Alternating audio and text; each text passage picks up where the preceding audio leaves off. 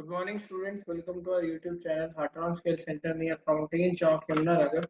Our center code is 034. I am Ankit Sharma. Students, in ethical hacking, we have discussed about the computer viruses in our previous lecture. Now, in today's lecture, we are discussing the types of computer virus, in which I told you the first type, that was rootkit. So let's start with the rootkit. Now, what is rootkit? As we are familiar with the computer viruses, I told you about the computer viruses in yesterday's lecture, and I also told you about the types of computer viruses. We discussed about the 12 types of computer viruses.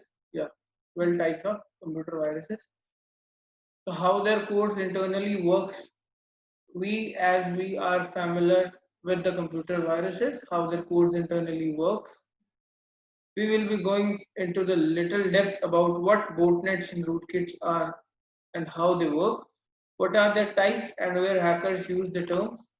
First of all, we will be dealing with rootkits. Now, in today's lecture, we will be dealing with rootkits. So, we will be going into the little depth about what botnets and rootkits are. Okay, so let's start. So, what is the table of content? The first one is what is rootkit. The second one is root modes of Windows operating system. The third one is types of rootkits. Fourth one is technique used by rootkits. And the fifth one is countermeasures against rootkits. Let's start. What is rootkit? Question mark. So rootkits are a collection of tools or sets of applications that allow the administrator level access to computer or a network. These rootkits are fed into the host computer by a cracker or malicious hacker. Okay, either by exploiting a known vulnerability of the system or by cracking the password. So it is a host computer by a cracker, either by exploiting a known vulnerability of the system or by cracking the passwords only. So these rootkits hide their presence using some of the low layers of the operating system, which makes them almost undetectable by the standard anti-malware softwares. So the name implies where rootkit is a compound of two words, root and kit, where root describes the most privileged users on the computer and kit describes the set of tools to implement. The rootkit has a synonym with malware, which describes malware with the root capabilities. So this is rootkit. Now coming on to the next, root modes of Windows operating system. Root modes of Windows operating system. The kernel is the primary component of an operating system. It serves as an intermediate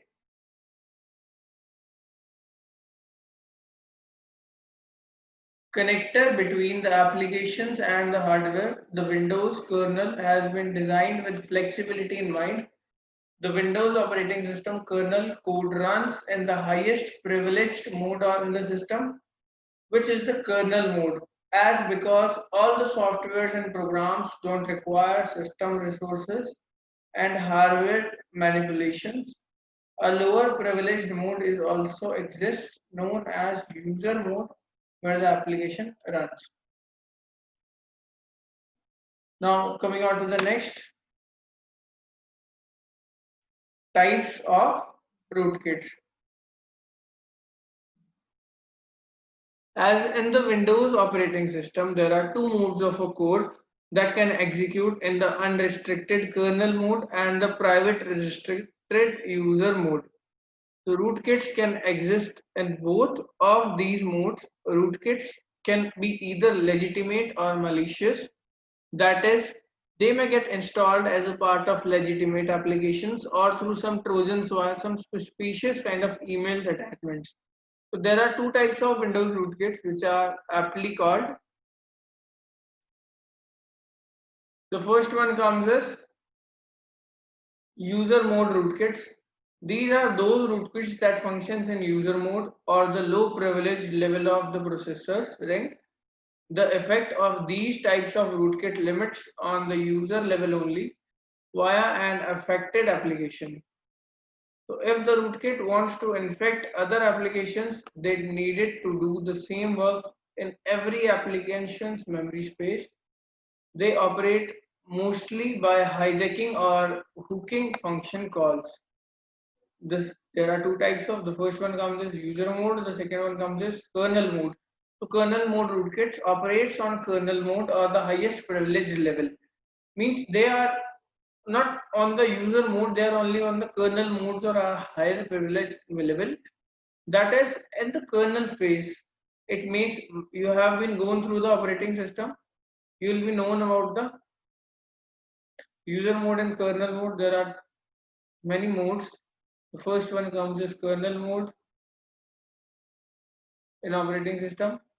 Then comes as user mode. Okay. Then it comes as user. So it is a connection. This is the connection between user and the kernel.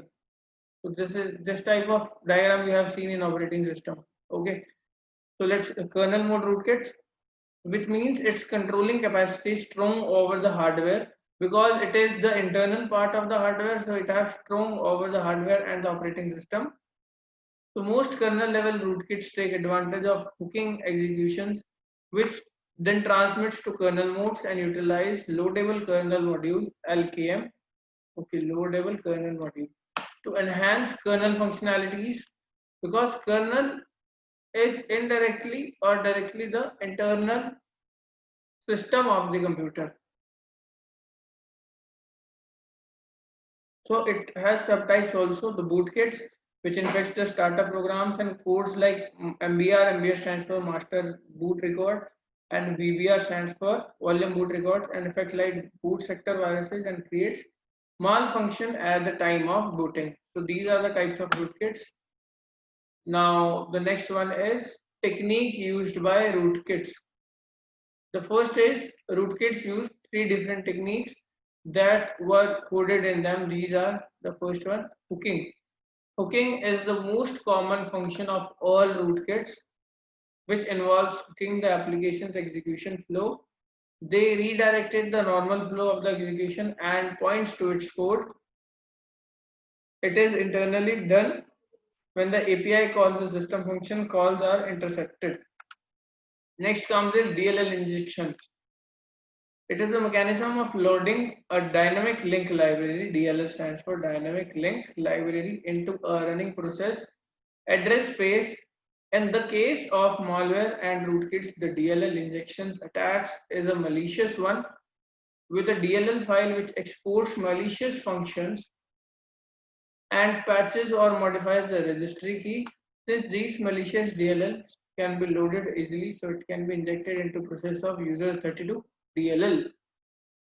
Kernel object manipulations is considered to be the most advanced technology used by malware writers. This is the advanced technology, kernel object manipulations.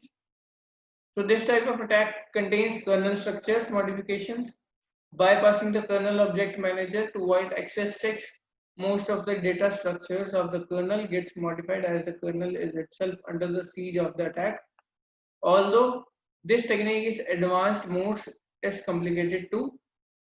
These 2 points are easiest, and this is a little bit of complicated. So manipulating the kernel objects, understanding of the object in details also. So our last topic is countermeasures against the rootkits. Though some vendors exist in the market which sells software that can be detected the presence of rootkits such as Microsoft, sysinternals, Symantec, F-Secure, etc. If a rootkit is detected, the only sure way to get rid of this is to completely erase the computer's hard drive or format the operating system to reinstall it. Okay, students. So we have been going through.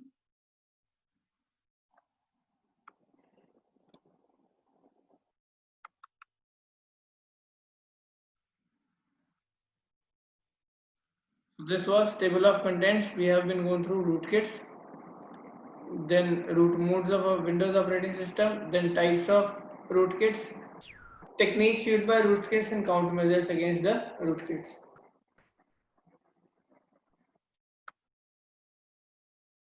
Okay, students. Now, in next lecture, we will be discussing the further one. Okay, thank you. Now, in next lecture, we will be discussing about the botnet.